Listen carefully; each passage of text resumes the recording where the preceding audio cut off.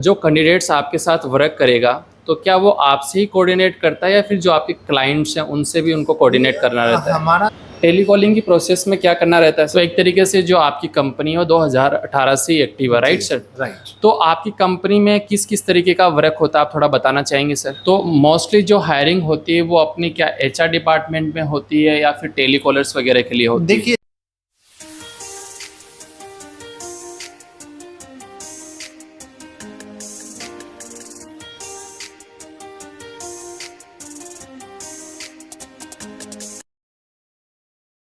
Hello sir, सबसे पहले तो आपका हमारे यूट्यूब चैनल में स्वागत है और मैं आपको थैंक्स भी बोलना चाहूँगा कि आप हमारे साथ यूट्यूब इंटरव्यू करने और अपने बारे में बताने के साथ-साथ जॉब डिटेल शेयर करने के लिए अपना इम्पोर्टेंट समय दे रहे हैं। सो कैसे हैं सर आप? Thank you Abhishek ji. मैं बहुत बढ़िया और मैं उम्मीद करता हूँ कि आप भी अच्छे होंगे। जी सर, बिल्कुल।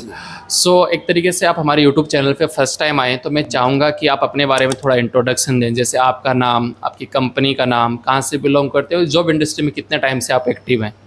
मैं मुरारी कुमार। शुरू में मैंने अपनी करियर की शुरुआत इसी इंडस्ट्री में करी 2010 से, और 2018 तक हमने जॉब करी और उसमें बहुत सारे कॉरपोरेट्स हैं उनके साथ वर्क किया। रिक्रूटमेंट ही मेरा वर्क था एंड देन आई डिसाइडेड कि इस एक इंस्टीट्यूशन ओपन करते हैं और जिसके थ्रू सर्व करेंगे। और 2018 में हमने सुधमुरा सर्विसेज की स्टार्टिंग करी और वो अभी हम कर रहे हैं सर। जी, तो एक तरीके से जो आपकी कंपनी है वो 2018 से ही एक्टिव है, राइट सर? राइट। तो आपकी कंपनी में किस-किस तरीके का वर्क होता है, आप थोड़ा बताना चाहेंगे सर? हम लोग एचआर सर्विसेज में डील करते हैं, जहाँ पे हम कैंडिडेट्स को जो बैंकिंग सेक्टर में बीएफएसआई इंडस्ट्री को जी। अपना करियर परस्यू करना चाहते हैं। साथ में कुछ एडटेक फर्म भी है, कुछ बीपीओज हैं, कुछ आईटी कंपनियां हैं, वहाँ पर रिक्रूटमेंट का काम जो करते हैं। बैंक्स की आप बात कर रहे हैं, तो आई थिंक जो बड़ी बैंक्स हैं वो सब आपकी हाँ, क्लाइंट्स होंगे, प्राइवेट राइट? सेक्टर की जो भी लीडिंग बैंक्स है उन सब से हम लोग एसोसिएटेड हैं और उनको हम जो मैन पावर की रिक्वायरमेंट होती है वो सर्व करते हैं। Okay sir. तो मोस्टली जो हायरिंग होती है वो अपनी क्या एचआर डिपार्टमेंट में होती है या फिर टेलीकॉलर्स वगैरह के लिए होती है? देखिए, जो सर्विस इंडस्ट्री या है, जैसे हम बात करें बैंक की, तो बैंक में जो मोस्टली क्लाइंट हैंडलिंग रोल होता है, जिसमें कस्टमर सर्व करना होता है, बिजनेस डेवलपमेंट का सारा कुछ देखना जी। होता है। कुछ बैकएंड की भी रोल होती है, लाइक एमआईएस कोऑर्डिनेटर हो गए, कुछ टेलर वगैरह की प्रोफाइल होती है, तो ये सब हम हायरिंग करते हैं। ओके। मिड लेवल, जूनियर और मिड लेवल की हायरिंग हम लोग करते आप दोनों ही लेवल की हायरिंग हाँ जी। करवाते हैं, राइट सर? हैं। राइट। तो अपन कहीं न कहीं टेलीकॉलर्स की बात कर लेते हैं अभी के लिए। तो टेलीकॉलर्स हायरिंग में सर जैसे कि कैंडिडेट्स को क्या वर्क करना रहता है? क्या मतलब इनबाउंड कॉल करने रहते हैं कि या फिर आउटबाउंड कॉल करने रहते हैं? देखिए, अगर आप टेली कॉलिंग की बात करें तो हमारे पास बैंक में भी बैंक का अपना टेली कॉलिंग का प्रोसेस होता है। कुछ एनबीएफसी है तो उनका अपना टेली कॉलिंग का प्रोसेस है, या इंटरनेशनल बीपीओज है जी। उनका अपना टेली कॉलिंग का प्रोसेस है। अब उसमें मल्टीपल टाइप्स की वर्क रहता है। जैसे आप इंटरनेशनल बीपीओ में कहोगे तो वहाँ पर 80% चैट प्रोसेस है। उनको इंटरनेशनल यूएसए यूके के क्लाइंट के साथ चैट के थ्रू मतलब उनको रिप्लाई करना होता है।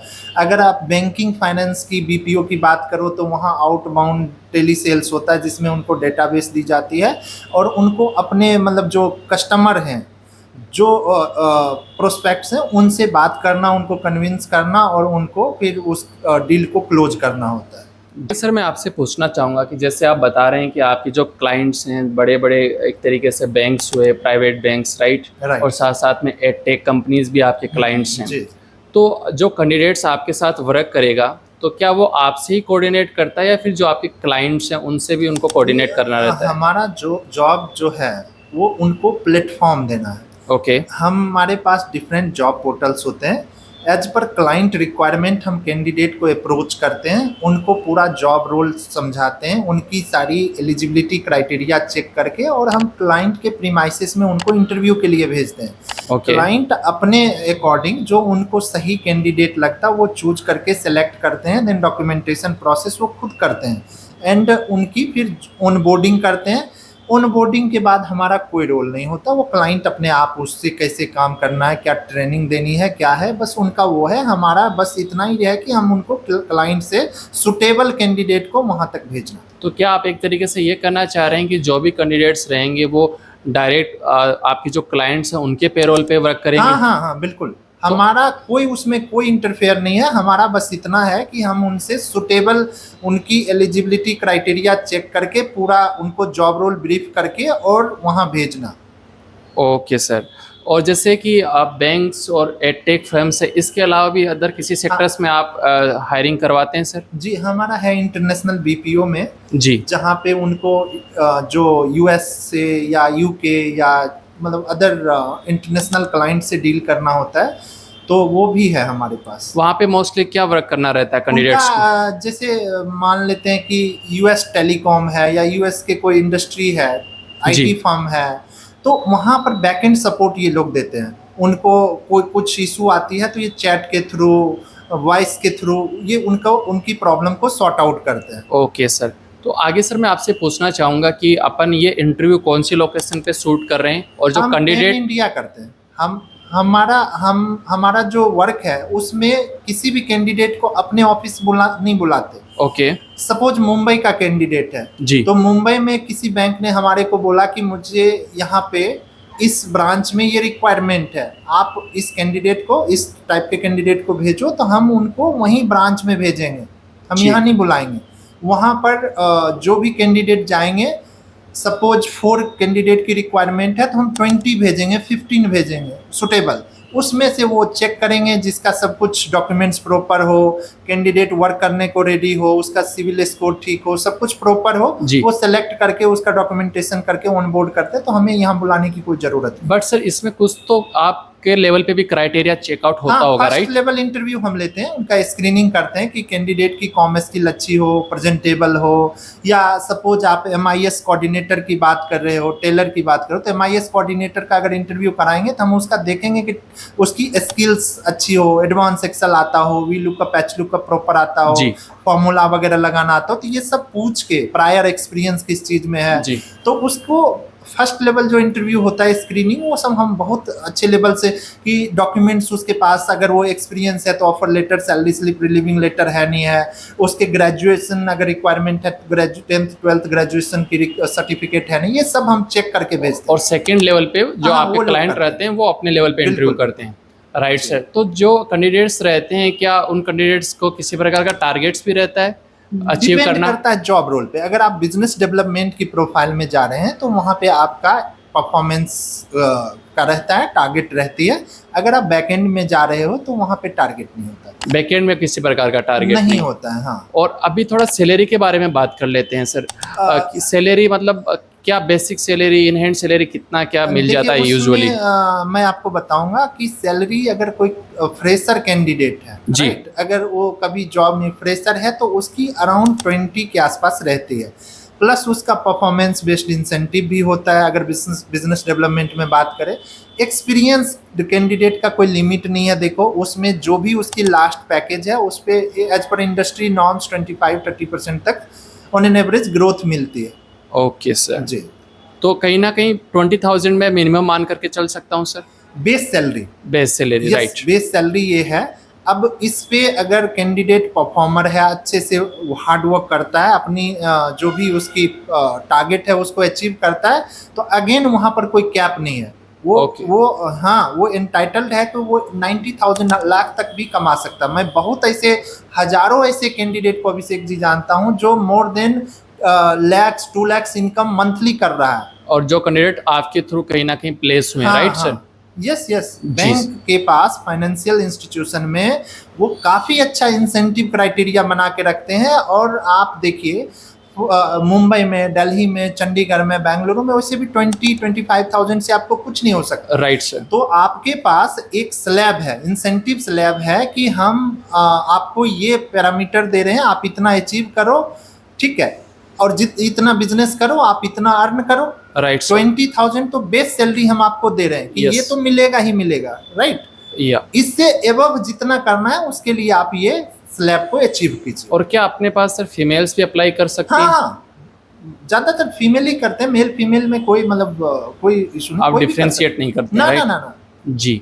तो वर्क फ्रॉम होम भी रहता है सर अपने पास? नहीं, work from home. Work from home अपने पास नहीं रहता है। ठीक। वर्क फ्रॉम होम की अगर आप बात करो तो मैं आपको एक चीज इनपुट देता हूँ, वो हमारे इंटरनल टीम में हो सकता है। ओके, बट क्लाइंट के लिए नहीं। जहाँ आप क्लाइंट को लिए प्लेस हाँ, कराओगे वहाँ पे नहीं रहेगा, वहाँ राइट? नहीं, वहाँ वर्क फ्रॉम ऑफिस ही है सारी जगह। हमारी इंटरनल टीम में जो रिक्रूटर्स होते हैं उसमें वर्क फ्रॉम होम उनकी देखते हैं कि क्या मजबूरी है, किस लिए वो वर्क फ्रॉम होम देख रहे हैं, तो वैसे में करते हैं, वो कोई इशू नहीं। और सर जैसे कि आप जिन भी कैंडिडेट्स को हायर करते हो, यूजुअली और मोस्टली कौन कौन सी स्किल्स आप उनमें देखते हो, जैसे कि बॉडी लैंग्वेज, कम्युनिकेशन, कौन कौन सी स्किल्स आप मोस्टली देखिए, प्रीफर करते हो? सबसे इम्पोर्टेंट है कि कैंडिडेट ट्रेनेबल हो, वो लर्निंग एटीट्यूड हो, हम या हमारे क्लाइंट हो उसको सिखा देते हैं। जी, बेसिक कॉम स्किल हो, बेसिक कंप्यूटर हो, बहुत वो ज़्यादा ऐसी हार्ड एंड फास्ट कुछ नहीं है, बट सबसे पॉजिटिव एटीट्यूड हो और कैंडिडेट ट्रेनेबल हो। ठीक है। तो एक तरीके से फ्रेशर कैंडिडेट्स भी हाँ, इजीली हाँ, अपने पास हाँ, एलिजिबल है, राइट? राइट। तो क्या इंग्लिश कम्युनिकेशन का किस लेवल तक रिक्वायरमेंट रहता है? अब डिपेंड करता है अगेन वो किस, वो अब कैंडिडेट जैसे इंटरनेशनल की बात करें तो वहाँ तो एक्सीलेंट कॉम स्किल चाहिए, बट अगर बैंक्स और इसमें है तो एवरेज भी चलता है। Okay sir. तो एक तरीके से कैंडिडेट जब प्लेस हो जाए तो उसमें फिर आगे आपके साथ उसका किसी भी तरह का किसी तरह कॉम्बिनेशन का नहीं रहता है सर? कुछ नहीं। हमारा आप पूछोगे कि आप ऐसा करते हो तो आपका क्या बेनिफिट है, जी, तो हमारे को क्लाइंट से अच्छा पे आउट मिलता है, ठीक है। ओके। तो पे आउट हमारा इनकम वहीं से होता है, बट वन टाइम होता है, तो उसमें हमारा कोई कैंडिडेट से कोई लिंक नहीं रहता। तो किसी प्रकार कोई चार्ज पे नहीं करना ना पड़ेगा, ना, right? Not at all, candidate को एकदम ये जो मैं हम बात कर रहा हूँ ना, ये absolutely free of cost job है। कहीं भी किसी भी स्टेज पे कैंडिडेट को एक सिंगल रुपया नहीं देना है। लेकिन सर जैसे कि एक कैंडिडेट है, मेल हो सकता है, फीमेल हो सकता है, और वो आपको बोलता है कि मैं आपके साथ, आपके क्लाइंट्स के साथ वर्क करना चाहता हूँ या चाहती हूँ, बट वो इतना उस लेवल तक ट्रेन नहीं है, उतने उसके पास स्किल डेवलप नहीं कर पाया है वो, तो आप क्या उसका किसी तरीके से हेल्प आउट करेंगे उस लेवल पे? देखिए, इसमें बहुत ज़्यादा तो हेल्प नहीं कर सकते, बट हम उनको एडवाइस करते हैं कि आप गूगल करो, यूट्यूब पे देखो, आप चीज़ों को समझो, प्रोडक्ट के बारे में समझो, और अल्टीमेटली मैंने बताया आपको कि कैंडिडेट का अगर लर्निंग एटीट्यूड है, उसकी पॉजिटिव थिंकिंग है, वो बंदा एक्चुअल में जॉब करना चाहता है, तो उसको कर लेते हैं। कहीं ना कहीं हम उसको ऑक्यूपाई कर लेते हैं, बिकॉज मल्टीपल ओपनिंग रहती है मल्टीपल टाइप्स की, तो कहीं ना कहीं उसको हम एडजस्ट कर देते हैं। किसी प्रकार का कोई एज क्राइटेरिया भी रखते हो सर हाँ, age कैंडिडेट्स के लिए? criteria है। जैसे जैसे अगर फ्रेशर की बात करो तो उसमें हम लोग देखते हैं कि मतलब एम्प्लॉयमेंट गैप जो है या एजुकेशन गैप वो बहुत ज़्यादा ना हो। जी, 3-4 साल तक अगर होता है, प्रिपरेशन करी है कहीं पे, तो वो ठीक है। उससे ऊपर जो भी है, लाइक हायरार्की के अकॉर्डिंग एज डिफाइन है, कहीं जी। पे 30 है, कहीं 35 है, कहीं 40 है, तो एज फैक्टर है।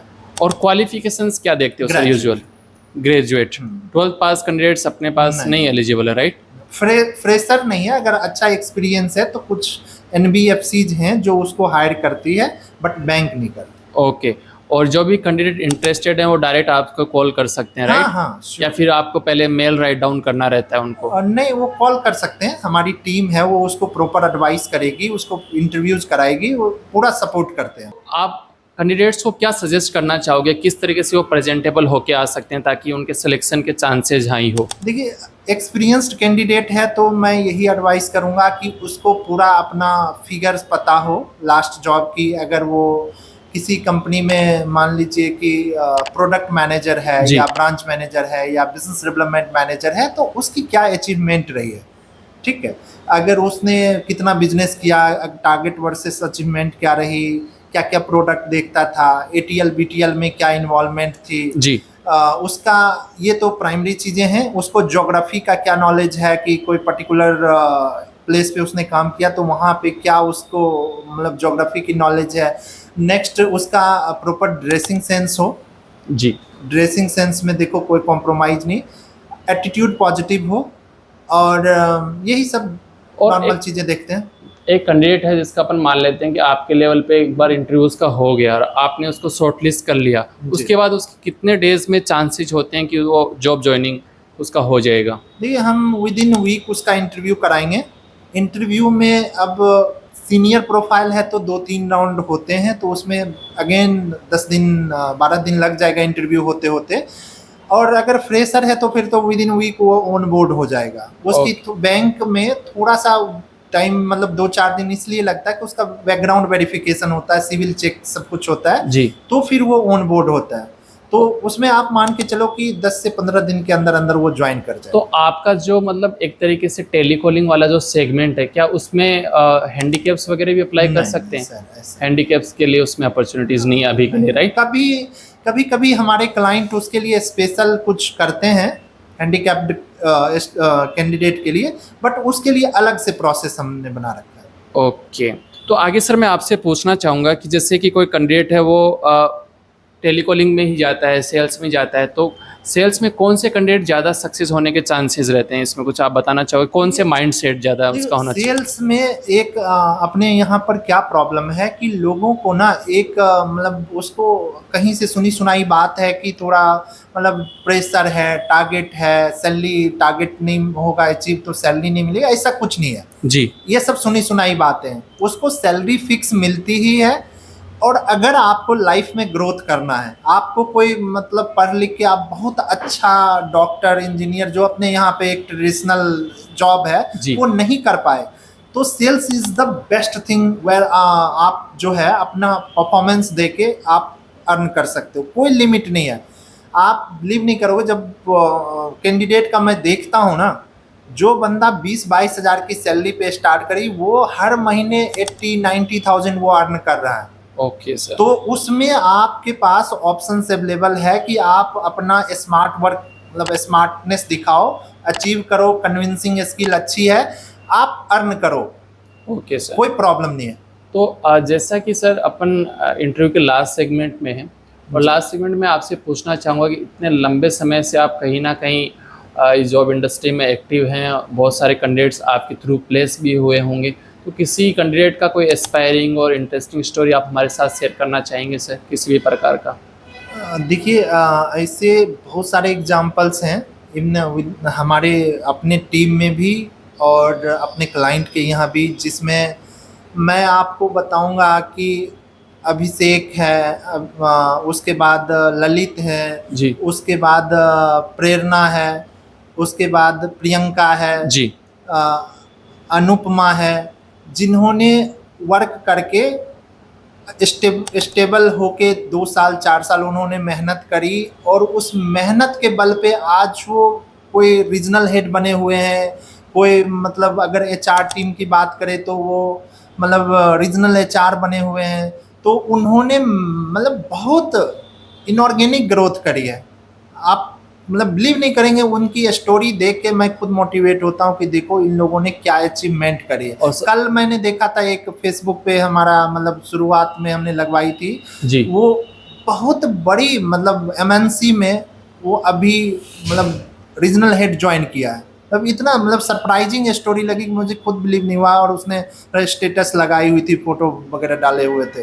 तो है, मैंने देखा है कि हाइपर ग्रोथ जिसको अपन बोलते हैं सर। और आई थिंक मैं ये भी कहूँगा कहीं ना कहीं इन सारे जो भी कैंडिडेट्स की आप बात कर रहे हैं उनके लाइफ में इस लेवल की ग्रोथ में आपका भी कहीं ना कहीं बहुत बड़ा कंट्रीब्यूशन है सर। हमारा तो इतना है कि हमने उन्हें इस स्टार्टिंग में प्लेटफॉर्म दिया, बाकी तो उनकी मेहनत है। जी सर, ये तो आपका बड़प्पन है सर।